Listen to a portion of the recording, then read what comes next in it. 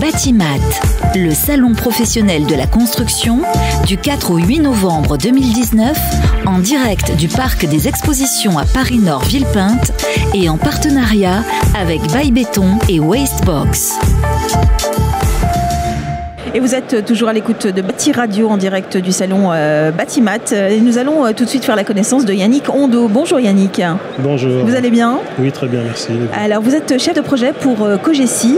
Vous allez évoquer dans quelques instants avec nous le guide environnemental du gros œuvre. On va essayer de comprendre avec vous en quoi ça consiste. Mais d'abord, présentez-nous Cogessi, s'il vous plaît. Très bien. Alors Cogessi est un bureau d'études structure basé à Lyon, oui, avec 80 personnes à son actif. Nous intervenons dans les métiers de la construction, principalement le génie civil, oui, et le bâtiment. Voilà. Et vous existez depuis combien de temps? Quasiment 70 ans. Et je crois que vous êtes lyonnais. Oui, tout à fait. Oui, depuis toujours, la société est lyonnaise? Oui, tout à fait. Alors, je crois que vous avez, en tout cas au sein de Cogessi, vous êtes avec toutes les interrogations environnementales en fait, que le milieu du bâtiment se pose. Vous avez été obligé également d'avoir une vraie conscience à ce niveau-là. Et vous avez mis en place un guide environnemental du gros œuvre. Est-ce que vous pouvez nous expliquer d'abord comment a été mis en place ce guide et à quoi il sert? Très bien. Alors, ce guide environnemental a été impulsé par le CIM Béton. Oui. Qui regroupe en fait les acteurs de la filière ciment et béton. C'est une fédération. C'est une fédération, tout à fait. Et nous avons été contactés par eux pour apporter notre expertise afin de produire de la data, des données qui sont utilisées dans ces fiches déclaratives.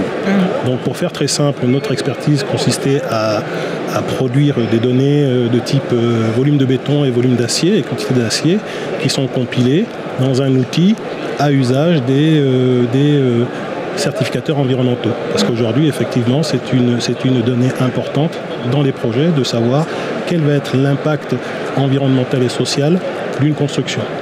Alors, pour mettre en place ces fiches, vous avez fait appel à quoi comme expertise? À quel type d'expertise exactement? Alors, très clairement, nous intervenons au stade de démarrage des projets, c'est-à-dire la genèse, et nous allons jusqu'à la livraison des projets. Et nous intervenons même pendant la vie du projet, c'est-à-dire sur des phases de diagnostic ou de modification du projet. Donc l'expertise à laquelle nous avons fait appel, très simplement, c'est le retour d'expérience que nous avions sur de la conception, sur l'accompagnement d'architectes pour définir des données utiles à la valorisation d'un projet.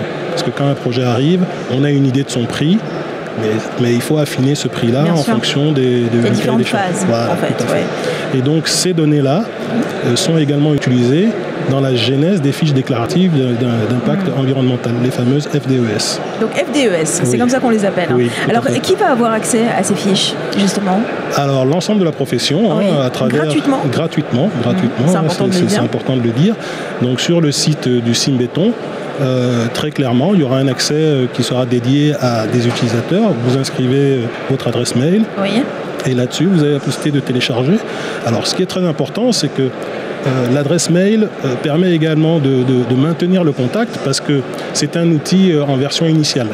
Ça veut dire quoi? Ça veut dire que c'est un outil qui est appelé à évoluer, puisqu'on aura le retour utilisateur qui nous permettra d'affiner suivant les difficultés que les utilisateurs pourront rencontrer. Et également, il va être mis à jour à travers en fait, des nouvelles données, des nouvelles variables nécessaires à l'évolution du produit. Alors clairement, la fonction initiale et principale en fait de ces fiches, c'est que ça va orienter en tout cas les maîtres d'œuvre ou les gens qui vont l'utiliser à aller vers une baisse de l'empreinte carbone du bâtiment. C'est vraiment le but exact. Déjà, alors la baisse, effectivement, c'est l'objectif très fort, mais c'est déjà au moins l'identification et la réalité de cette empreinte carbone. Parce qu'aujourd'hui, elle existe, elle est quantifiable, mais du moins, elle n'est pas normée. Enfin, quand je dis normée, ce n'est pas le bon terme. Tout le monde ne part pas avec les mêmes standards. Oui. Aujourd'hui, ça va être une fiche commune avec des valeurs communes. Donc, la quantification qui va être faite à travers ces données sera la même pour tous. C'est-à-dire, si vous avez certains opérateurs qui interviennent, ils ont utilisé les mêmes valeurs cibles. Oui, c'est ça. Alors pour que tout le monde se mette d'accord, finalement, sur les mêmes valeurs et sur la même façon de faire. Alors, vous êtes aujourd'hui sur la phase 1, je crois, de la mise en place, justement, de ce guide environnemental du gros œuvre. Ça a pris combien de temps, déjà, avant de pouvoir le mettre en place? Alors, le CIM Béton a impulsé cet outil il y a à peu près 1 an, on va dire, à travers la fédération en fait, des différents acteurs, les différents producteurs de ciment et de béton. Donc il a fallu réunir tous ces gens-là autour d'un objectif commun. Ce qui prend déjà beaucoup de temps. Ce qui prend du temps et de l'énergie. Et ensuite, il a fallu définir un cahier des charges, ce qui prend également du temps, et un cahier des charges qui convenait à chaque acteur.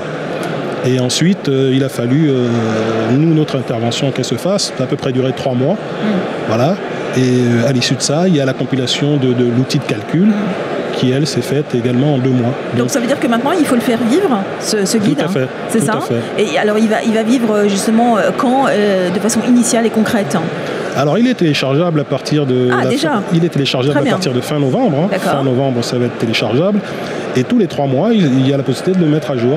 Alors, c'est pour ça que l'adresse mail qui sera associée au téléchargement permettra de renvoyer des alertes quand il y a des mises à jour qui sont disponibles. Donc, le lancement officiel est à la fin du mois, là, effectivement. Vous, quel est votre rôle, Yannick, justement, dans la mise en place de tout ça? C'est-à-dire, quel a été votre rôle d'abord depuis 1 an? Est-ce que ça a été pour vous un travail acharné à rencontrer justement les professionnels avec lesquels vous avez travaillé pour mettre en place ces fiches? Comment vous avez fonctionné? Alors ça a été des échanges très constructifs et puis très innovants également, parce que c'est une autre approche du béton. C'est vraiment une approche différente et innovante et responsable, j'ai envie de vous dire. Et on était tous moteurs, parce qu'on se rend bien compte de l'objectif, c'est préserver la planète. Tout à fait. Donc pour un bétonnier, c'est un peu paradoxal de le dire, mais on se rend compte que le béton a également des vertus, et que l'on peut quantifier cela à travers différents bétons. Et je tiens à rappeler également que les acteurs de la filière sont très moteurs là-dessus, parce qu'ils veulent rétablir une image positive de leurs produits. Oui, effectivement. Donc ce travail-là, il y avait suffisamment de bonnes énergies autour pour atteindre un objectif aujourd'hui qui est palpable. Donc on ne peut rien voir pour l'instant, rien n'est téléchargé. Si on peut déjà voir sur le site de Cogecy? Non, sur le site de Cogecy, ce ne sera pas accessible, c'est uniquement sur le site de Simbéton. Voilà. Sur le site de Simbéton. On peut le donner, vous l'avez, le site internet, ou on peut le trouver sur Google tout simplement? Tout à fait. Ce sera plus simple. Un dernier mot, vous avez des choses à rajouter là-dessus, justement sur le guide environnemental? Alors, j'invite tous les participants et tous les auditeurs à se mobiliser pour utiliser cet outil et à nous faire un retour d'expérience pour pouvoir faire vivre l'outil, parce qu'aujourd'hui, sans les utilisateurs, cet outil n'existe pas. Bien sûr, il faut le faire vivre aujourd'hui et pour demain et pour longtemps encore. Tout à fait. Effectivement. Merci beaucoup Yannick Ondeau d'avoir été avec nous, chef de projet pour Cogecy, et nous avons évoqué justement ce fameux guide environnemental du Gros Œuvre. Merci beaucoup. Merci beaucoup. Batimat, le salon professionnel de la construction, du 4 au 8 novembre 2019, en direct du parc des expositions à Paris-Nord Villepinte et en partenariat avec Baye Béton et Wastebox.